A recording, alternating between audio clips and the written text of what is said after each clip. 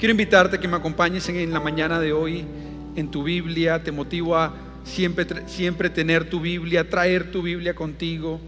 Nunca avergonzarte de cargar la palabra de Dios, la espada del Espíritu, y que Dios hoy nos hable de una manera especial por medio de ella. Amén. Quiero invitarte a que me acompañes al libro de Lucas, capítulo 13, versículo 10. Lucas, capítulo 13, versículo 10. Y vamos a orar, vamos a entregarle este tiempo al Señor. Señor, te alabamos, te bendecimos, te exaltamos, te doy gloria y te doy honra en esta mañana, Dios. No tiene ningún sentido reunirnos en este lugar si no venimos a encontrarnos contigo, si no venimos a escuchar de ti, a abrir nuestros corazones, Señor, y no solamente escuchar una palabra bonita, una palabra de bendición, pero a abrir nuestros corazones y permitir que tú nos hables y que nos transformes. Señor, sin importar lo que hoy tú nos quieras decir, hoy, Señor, queremos estar dispuestos, disponibles y ser obedientes a lo que tú quieres hacer en nosotros. Glorifícate en medio nuestro, Espíritu Santo. Que tu palabra hoy se haga viva en esta reunión, que salte de la Biblia y que transforme corazones, que transforme vidas. Hoy yo te alabo, hoy te exalto, Señor, y hoy recibe tú toda la gloria y recibe toda la honra en el nombre de Cristo Jesús. Amén y amén. Lucas capítulo 13, versículo 10 dice: un día de reposo Jesús estaba enseñando en una sinagoga, y había allí una mujer que hacía ya 18 años sufría de un espíritu de enfermedad, andaba encorvada y de ninguna manera podía enderezarse. Cuando Jesús la vio, la llamó y le dijo: mujer, quedas libre de tu enfermedad. Y en el mismo instante en que Jesús puso las manos sobre ella, la mujer se enderezó y comenzó a glorificar a Dios. Pero el jefe de la sinagoga se enojó porque Jesús la había sanado en el día de reposo. Así que le dijo a la gente: hay 6 días en los que se puede trabajar para ser sanados. Vengan en esos días, pero no en el día de reposo. Entonces el Señor le dijo: hipócrita, ¿acaso cualquiera de ustedes no desata su buey o su asno del pesebre y lo lleva a beber aun cuando sea día de reposo? Y a esta hija de Abraham, que Satanás había tenido atada durante 18 años, ¿no le habría de librar aunque hoy sea el día de reposo? Ante estos razonamientos de Jesús, todos sus adversarios quedaron avergonzados, pero todo el pueblo se alegraba de las muchas maravillas que él realizaba. ¿Cuántos dicen amén a la palabra de Dios en esta mañana? En esta mañana esta palabra no tiene un título en específico, es simplemente la historia de Jesús sana a una mujer en el día de reposo. ¿Sabe? El año pasado, a mediados del año anterior, tuve otra vez la oportunidad de viajar, estar con mi esposa visitando a su familia. Mis suegros viven en el campo, viven lejos de la ciudad, y en realidad estamos en la mitad de la nada. De pronto los que a veces se han conectado los miércoles cuando yo he estado fuera, el internet a veces no es el mejor, pero él en el campo tiene una pequeña cabaña de pesca, una cabaña de pronto de 5 metros por 5 metros, y la tenía allí abandonada sin hacer nada, empolvada por muchos años. Y el verano pasado, cuando estuvimos con ellos, él decidió que la íbamos a renovar, íbamos a hacer algo con ella. Así que empezamos a limpiar, empezamos a arreglar, le instaló una pequeña cocina, una cama en un segundo piso que tenía, trajo muebles, empezó a decorarla. Pero en medio de todo eso dijimos: ¿por qué no arreglamos los pisos?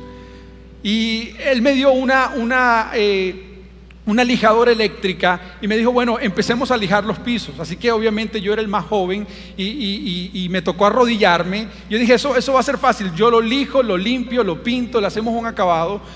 prácticamente duré un día entero, 8 o 9 horas de rodillas, esclavizado por mi suegro, lijando el piso, limpiando el piso, pintando el piso, terminando el piso. Todo estaba bien. Quedamos orgullosos, quedamos contentos. Me fui a la casa, le contamos a Cristi, a la mamá, todo el mundo contento. Me fui a dormir y al día siguiente, al día siguiente yo sentía de que un camión me hubiese atropellado. Yo no sé qué fue lo que me pasó. En el momento uno no se siente así, pero yo decía, Dios mío, ¿qué es lo que está pasando? Me levanté y yo caminaba así. Y le decía, Cristi, ayúdame. Y ella me llamaba y yo ni siquiera podía voltear. Yo tenía que hacer así. Totalmente encorvado, totalmente entumecido. Me dolían las rodillas. Entonces cuando uno camina, uno como que arranca, pero a lo que te sientas y cuando te vas a volver a levantar, ay Dios mío, qué dolor. ¿Sabe? Cuando yo leo esta historia me río de mí, no de esta mujer, me río de mí porque lo que me sucedió a mí ni se compara con la historia de la mujer encorvada en el libro de Lucas. Y en Lucas capítulo 3 encontramos un milagro maravilloso que dice la Biblia, sucedió en el día de reposo. Jesús estaba enseñando en la sinagoga y dice que había una mujer que llevaba 18 años enferma. Tenía aparentemente una joroba, un problema en su columna, un problema en su espalda y por 18 años no se había podido enderezar. Dice la Biblia, no podía enderezarse. No era que no quería, era que no podía. Y la Biblia de pronto no nos da estos detalles, pero yo supongo que al igual que cualquiera de nosotros, esta mujer trató de buscar ayuda en muchos lugares. Trató de hacer terapias, de hacer masajes, de hacer estiramientos, de buscar medicinas y en 18 años no ha encontrado solución a su condición. Dormía encorvada, se levantaba encorvada, cocinaba encorvada, caminaba encorvada, iba a la sinagoga encordaba y no podía enderezarse. Y sabe, yo creo que hoy en día, si de pronto tratamos de aplicar la condición de esta mujer a nuestras vidas, hay muchas personas que hoy, al igual que ella, tienen sus vidas torcidas. Y al igual que ella, no pueden enderezarse. No es que no quieran, es que no pueden. Lo han tratado de salir de ciclos, de situaciones en su vida, pero siguen con sus vidas torcidas. Tienen el matrimonio torcido, tienen el hogar torcido, tienen sus hábitos torcidos, sus comportamientos torcidos. Su futuro está totalmente torcido. Hay un dicho popular que todos conocemos que dice, árbol que nace torcido, ¿qué dice? Torcido se queda. Yo creo que esa es una de las mentiras más grandes del enemigo. La palabra me enseña que árbol que nace torcido, Jesucristo lo endereza. Jesucristo lo cambia, Jesucristo lo transforma, Jesucristo le da propósito. El libro de Proverbios nos dice, confía en el Señor, reconócelo en tus caminos y Él enderezará tu caminar. ¿Cuántos dicen gloria a Dios a eso? No importa si hoy tu vida está torcida, no importa si tú sientes que el lugar en el cual tú te encuentras hoy es un lugar que a lo mejor está lejos de Dios. No importa si hoy tú te sientes agobiado y cargado por los afanes de esta vida, pero cuando yo confío en Dios, no está hablando solamente de confiar en Él para que Él me provea, no, está hablando de el que pone su confianza y su fe en el Señor, el que lo reconoce en todos los aspectos de su vida. ¿Sabe? Yo creo que el secreto de que Dios enderece nuestro caminar es que tengo que reconocerlo en diferentes áreas de mi vida. ¿Por qué mi matrimonio está torcido? Porque nunca he reconocido a Dios en el matrimonio. ¿Por qué mi hogar está torcido? Porque no he reconocido a Dios en mi hogar. ¿Por qué mis finanzas están torcidas? Porque no le he entregado ese área de Dios a mi vida. Reconócelo en tus caminos y Él enderezará tu vereda. Esta mujer ha estado 18 años encorvada y ahora tiene un encuentro personal con Jesús. Y su vida es transformada en un instante. En esta mañana yo quiero compartir con ustedes tres verdades bíblicas o tres lecciones de la palabra de Dios que veo en la historia de este milagro de Jesús. Tres verdades bíblicas. Y estas tres verdades bíblicas tienen la capacidad de impactar nuestra vida negativamente o positivamente, pero son una realidad en la historia que hoy leemos. Y quiero empezar con la primera verdad o la primera lección, y voy a empezar con las malas noticias. Número 1, el propósito de Satanás es destruir vidas. Tener cuidado primeramente de que no podemos crear una doctrina de este pasaje y pensar de que todas las aflicciones físicas tienen un trasfondo espiritual. Pero lo que sí entendemos y también tenemos que aceptar cuando leemos la historia de este milagro es que la aflicción de esta mujer sí era el resultado de un espíritu operando en su vida. Sí era un espíritu de enfermedad, y algo que nosotros no podemos ignorar como seguidores de Cristo es que la palabra de Dios nos enseña que tenemos un enemigo real que se llama Satanás, y su propósito es matar, hurtar y destruir. La Biblia lo llama el devorador. Él quiere venir a devorar todo lo que tú tienes, todo lo que Dios te ha dado. Quiere destruir tu familia, quiere destruir tu salud, quiere destruir tu futuro, quiere destruir tu propósito, tu llamado, y sobre todo quiere destruir tu devoción a Dios.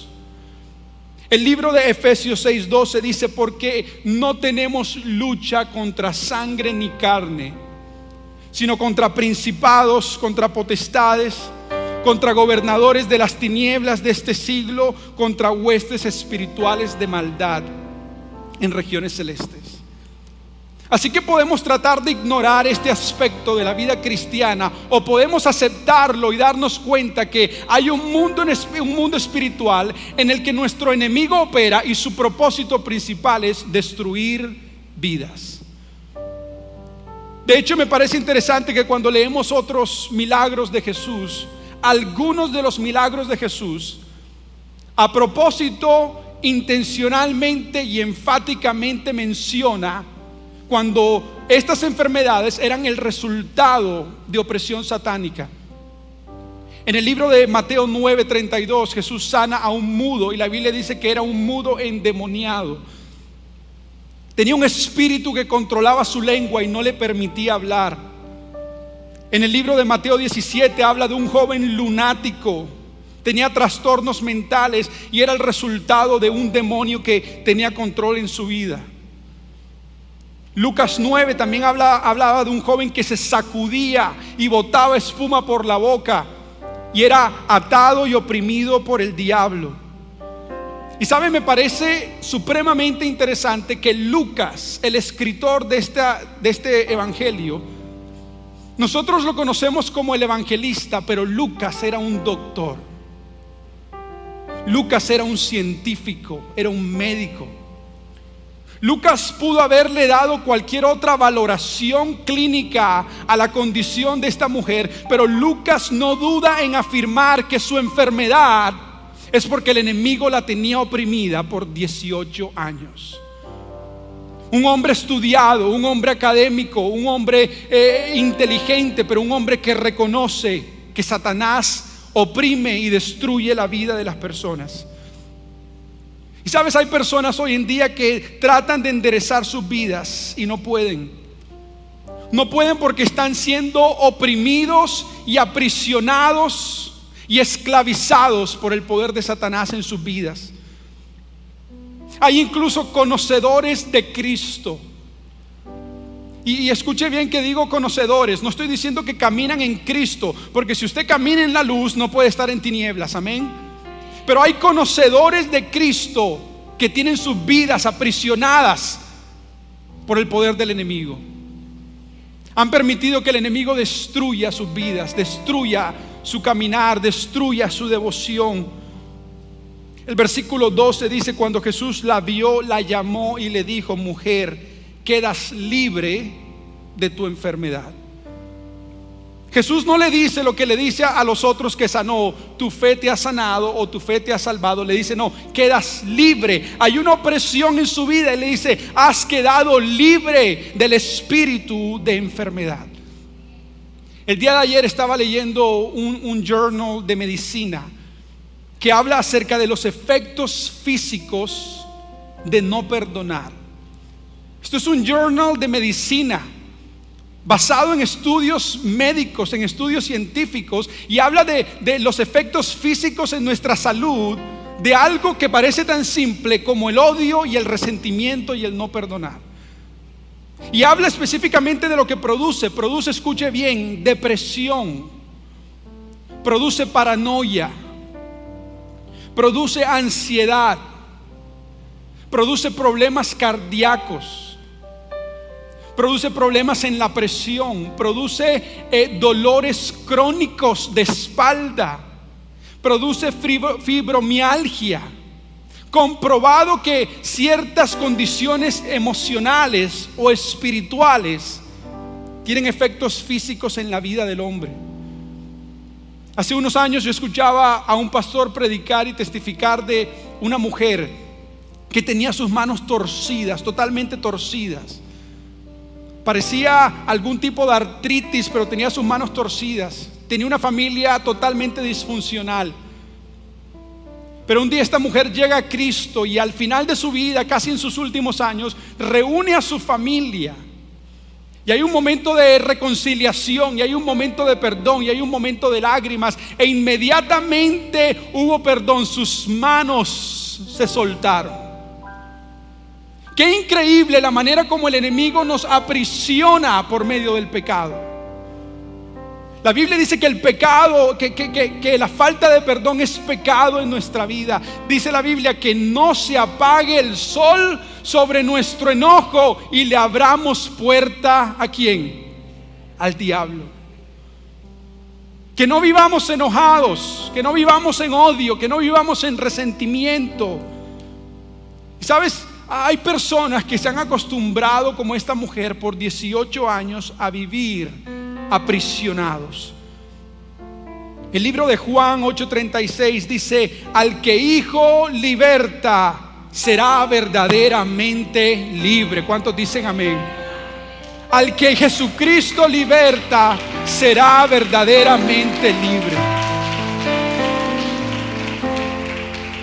Pero saben, muchas veces somos libres y no lo sabemos. Estaba viendo ayer en las redes sociales el video de cómo rescataban a un perrito que había sido abandonado, lo habían dejado en una jaula y el perrito estaba enfermo por muchos días, y lo traen los rescatistas y lo llevan a la veterinaria y le abren la jaula y empiezan a darle agua y empiezan a darle de comer, y el perro no tiene la confianza de nadie, a todo el mundo le ruge, a todo el mundo le ladra, pero le dejan la puerta abierta para ver si se atreve a salir, y pasan los días y aunque está libre, no sale. Y así es la vida de muchas personas. El que está en Cristo, si el Hijo te liberta, eres verdaderamente libre, pero no has querido salir de tu jaula de esclavitud. Has permitido que el enemigo destruya ciertas áreas de tu vida.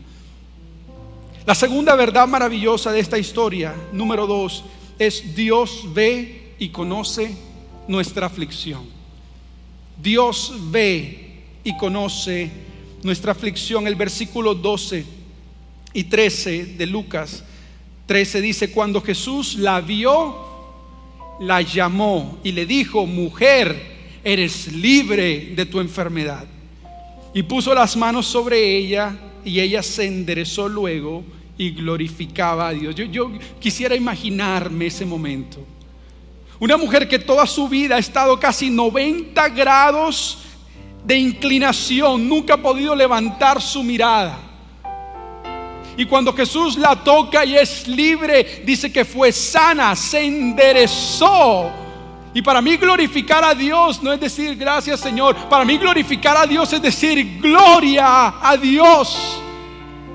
Esta mujer sintió el cambio, sintió la transformación. ¿Saben? En realidad no importa qué causó la condición en la cual tú te encuentras hoy.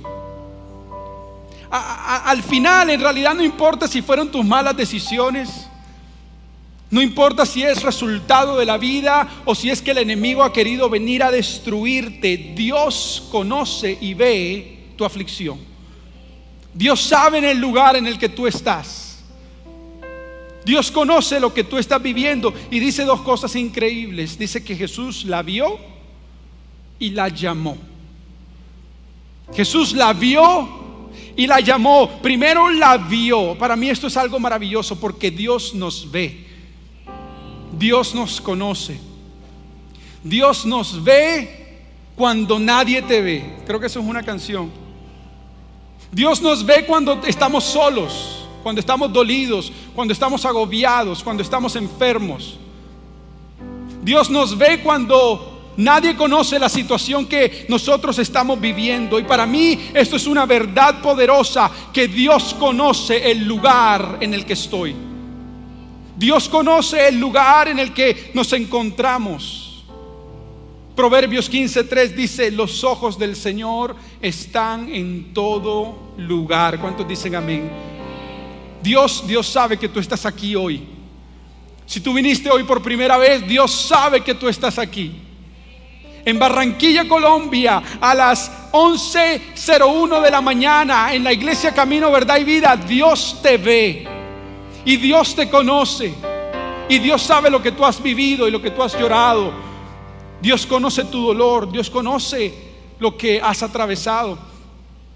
En una oportunidad Jesús está llamando a sus discípulos. Y uno de los primeros discípulos que Jesús llama, no fue el primero, pero fue uno de los primeros, fue a Felipe y a Natanael. Y Jesús llama a Felipe, y Felipe, al tener un encuentro con Jesús, corre y llama a su amigo Natanael y le dice: Natanael, ven, he encontrado al Mesías, he encontrado al Hijo de Dios. Y Natanael le dice: ¿acaso puede algo bueno salir de Nazaret? En otras palabras, está siendo sarcástico. Nazaret era un pueblo pequeño. Hay personas que creen que Nazaret ni siquiera existió. Era tan pequeño, tan insignificante, pero de ahí salió Jesús. Y Natanael dice: ¿acaso algo bueno puede salir de Nazaret? Y Felipe le dice: ven y ve. Y Natanael viene corriendo a ver quién es este Jesús. Y cuando Jesús lo ve venir, dice: he aquí un hombre en Israel en el cual no hay falsedad. Y Natanael se sorprende, y Natanael le dice: ¿acaso tú me conoces? Y Jesús le dice: cuando estabas debajo de la higuera te vi. Y Natanael se sorprende y dice: wow, verdaderamente tú eres el Hijo de Dios. Yo no sé qué estaba haciendo Natanael debajo de la higuera. Yo no sé si estaba llorando, yo no sé si estaba deprimido, yo no sé si estaba preguntándole cosas a Dios, pero Jesús le dice: cuando estabas debajo de la higuera, allá en medio de la nada, te vi. ¿Sabes? Cuando tú estás debajo de tu higuera, en tu aflicción, en tu dolor, en tu preocupación, en tu angustia, Jesús te dice: te veo, sé en dónde estás, sé lo que estás viviendo, sé lo que estás pasando. Triste en tu casa, aún los que nos están viendo hoy en las redes sociales, ahí donde estás, Dios te ve, Dios te conoce y Dios sabe lo que estás viviendo. Y lo segundo que dice es que la llamó, la vio y la llamó. Y para mí esto es algo maravilloso también, porque Jesús no solamente nos ve, pero también nos llama a que vengamos a Él. Cuando nadie te llama, cuando nadie te presta atención, Jesús te llama. En la palabra de Dios, cada persona que tuvo un encuentro con Jesús y que fue llamado por Jesús, al mismo tiempo fue transformada. Experimentó una transformación en su vida. Dice que la llamó, puso las manos sobre ella y se enderezó. Y hoy yo creo que Dios hoy está llamando a personas a que vengan a Él, a que se acerquen a Él. Dice la Biblia: he aquí que yo estoy a la puerta y llamo. Si alguno oye mi voz y abre la puerta, yo entraré y cenaré con él y él conmigo. Tendré comunión con esa persona. Pero Dios está llamando. Yo no sé si alguna vez alguna persona ha venido a tu casa y de pronto tú no has estado presentable, no has estado decente, y tocan la puerta y tú dices: ¿quién es? El pastor. Y decimos: pastor, espéreme, pastor, un momento, me tengo que cambiar. Y usted sale corriendo y qué maquillaje, tapaboca. Me tengo que arreglar antes de poderle abrir la puerta. Y sabe, obviamente eso es lo correcto. Pero hay personas a las que Dios está llamando y a Dios le estamos diciendo: espérame, me tengo que arreglar. Mi vida no está bien, mi vida está desordenada, mi vida está vacía. No puedo abrirte la puerta de esa manera porque no quiero que me veas así. Pero Jesús dice: no, yo soy diferente. Ábreme la puerta y yo entraré y te transformaré y te cambiaré y te haré una nueva persona. Jesús te está llamando. Jesús te está llamando. Jesús te está llamando. Jesús te está llamando en esta mañana. Está llamando a personas y una iglesia que, sin importar cómo tú estés, ¿sabes? Eso es lo maravilloso. Yo decía eso el domingo pasado. Ven a Dios tal y como eres. No te vas a quedar tal y como eres. Él te va a cambiar, Él te va a transformar, pero ven a Él tal y como eres. Para mí esta es una verdad increíble. Jesús ve y conoce tu necesidad. Yo no tengo que contarle a todo el mundo. A veces que nosotros queremos ayudar a Dios, y entonces para ayudar a Dios le voy a contar a todo el mundo para ver si sucede un milagro, y lo que estoy es manipulando una provisión, manipulando un milagro. Yo no tengo que hacer eso. Dios ve y Dios conoce. De hecho, muchas veces en mi vida, cuando hay una necesidad, yo le digo: Señor, nadie sabe, solo tú sabes. Yo quiero saber que fuiste tú. Yo no quiero saber que fue solamente el amor de la iglesia y el amor de mis hermanos. Somos el cuerpo de Cristo y es parte de eso. Pero hay veces que uno dice: Señor, yo quiero ver que eres tú. Y se presenta la provisión, se presenta la oportunidad, se presenta la bendición de Dios en nuestra vida, porque Dios te ve. Y la tercera verdad, la tercera lección bíblica que encontramos en este pasaje es que en Jesús está nuestro reposo. En Jesús está nuestro reposo.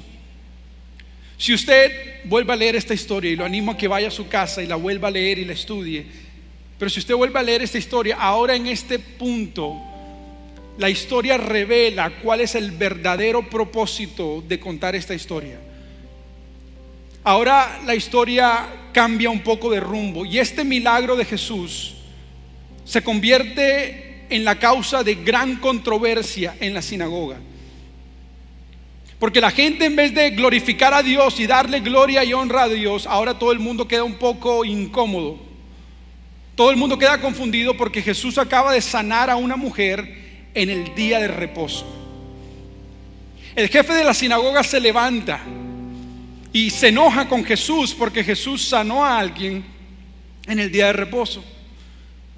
Y le dice a todos los presentes, les dice: si ustedes quieren ser sanos, vengan los otros 6 días de la semana, los días de trabajo, pero el día de reposo no es para sanar.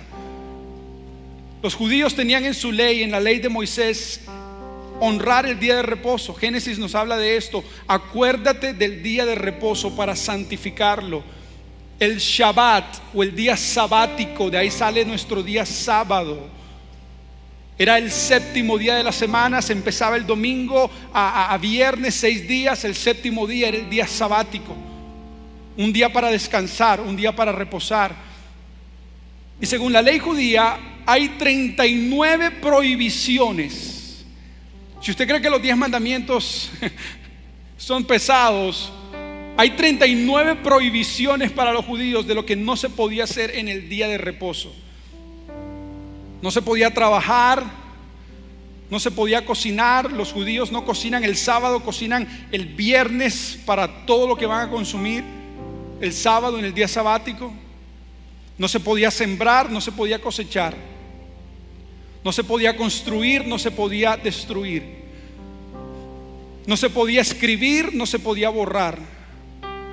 Y hay una bien interesante: no se podía atar y no se podía desatar. No se podía atar un nudo. Los judíos con el tiempo ahora dijeron: bueno, sí se puede atar un lazo, pero no se puede atar un nudo. Cuando vas a amarrar el burro o el caballo, no lo ates con un nudo, y tampoco lo puedes desatar un nudo, era prohibido. Pero en este pasaje, en Lucas 13, mira lo que dice el versículo 15. Dice: Jesús le respondió al jefe de la sinagoga, le dijo: hipócrita, ¿acaso cualquiera de ustedes no desata a su buey o a su asno y lo lleva a beber aun cuando sea el día de reposo? Y a esta mujer que Satanás había tenido atada durante 18 años, ¿no se le habría de liberar hoy, aunque sea el día de reposo? Sabes, esta no es la primera vez que Jesús hace un milagro en el día de reposo.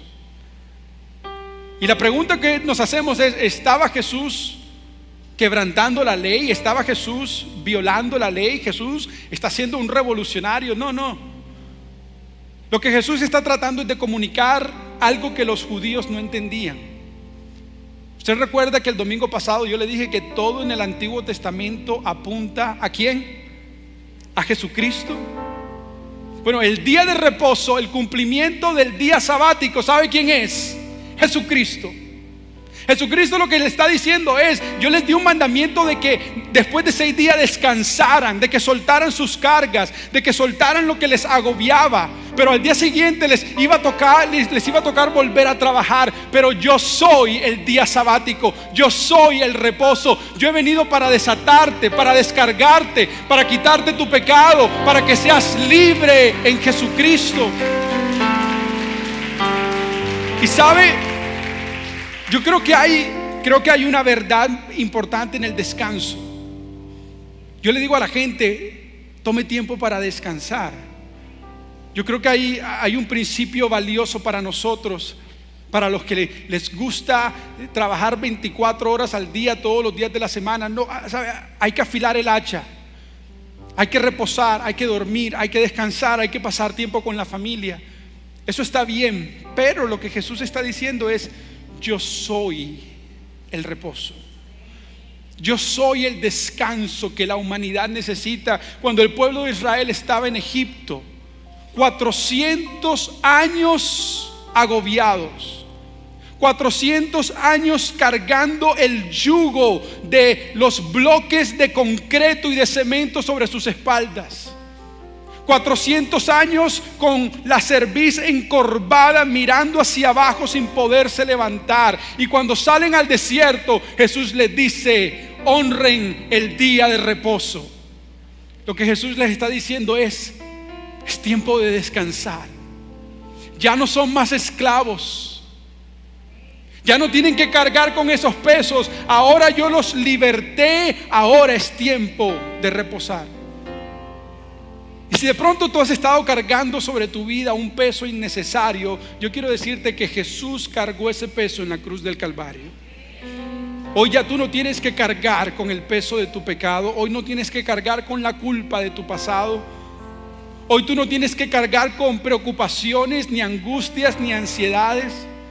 Hoy tú no tienes que cargar depresiones y tristezas. Jesucristo las llevó todas en la cruz.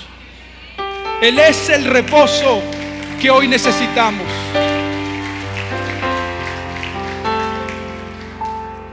Mateo 11:28 dice: venid a mí, venid a mí todos los que estén trabajados y cansados, yo los haré descansar. ¿Sabe? Aquí no está hablando de un cansancio físico. Nosotros tenemos que tener cuidado de que no todo lo leamos de acuerdo a nuestra necesidad inmediata o a nuestra necesidad física. Aquí está hablando de algo mucho más grande. Vengan a mí, vengan a Cristo, los cargados y los trabajados, yo los haré descansar. Jesucristo es tu reposo, Jesucristo es tu descanso. Sabes, hay veces que yo estoy preocupado por algo que de pronto me agobia, que de pronto me preocupa, que de pronto no me deja dormir. Yo me voy a acostar y le digo: Señor, yo no tengo que cargar esto. Yo no tengo que tener que estar cargando esta preocupación, esta ansiedad. Señor, en paz me acostaré y así mismo dormiré, porque tú, Jehová, me haces vivir confiado. Señor, yo no tengo que preocuparme porque no tengo trabajo hoy. Señor, en ti estoy confiado, en ti está mi esperanza. Señor, yo no tengo que andar ansioso porque estoy enfermo. Señor, tú eres el dueño de mi vida. En Jesucristo está nuestro reposo. ¿Cuántos dicen amén? ¿Por qué no le damos un aplauso de alabanza al Señor? Amén. Quiero invitarte a que cierres tus ojos. Inclina tu rostro. Quiero que le preguntes al Espíritu Santo: Espíritu Santo, ¿qué me quieres decir en esta mañana?